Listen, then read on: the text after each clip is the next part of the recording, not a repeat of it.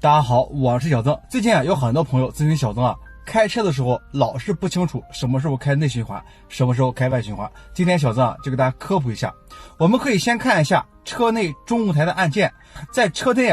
有个箭头在车内有个箭头就是内循环按键，这个灯亮就说明了是内循环的状态，不亮则说明是外循环。有的车型比如马自达，既有内循环按键又有外循环按键，哪个灯亮就说明在哪个状态。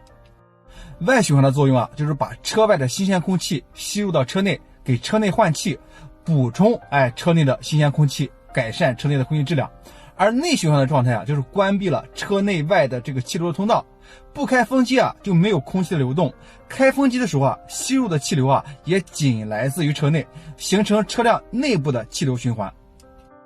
那什么时候使用内循环呢？市区行驶的时候尾气特别严重，车外空气质量不好的时候，为了及时有效的阻止外部的灰尘和有害气体进入到车内，此时就可以打开内循环。要让车内迅速的降温或升温的时候比如你夏季想要保持车内的这种比较凉爽，开空调，而冬季又想要保持车内的温度的时候，这个时候我们可以打开内循环，可以加快给车内降温或者升温的这种目的。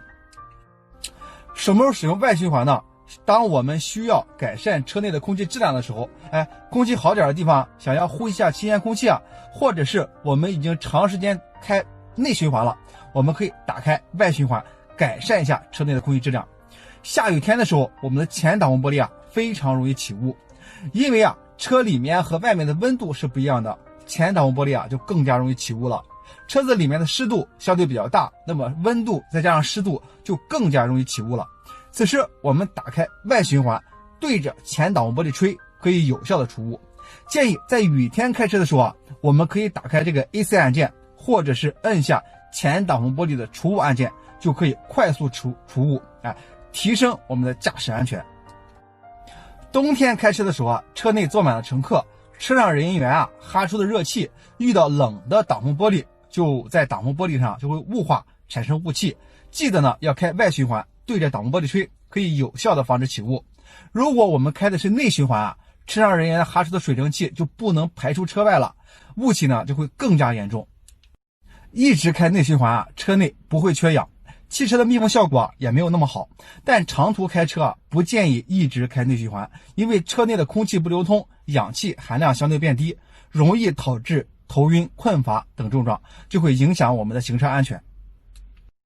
而有的朋友呢，自己明明没有打开风机，为什么空调出风口还是有风吹进来呢？这是因为车辆在快速行驶的时候外界的风顺着风道吹进来的，我们只需要打开内循环，或者是把我们的出风口给关死就可以了。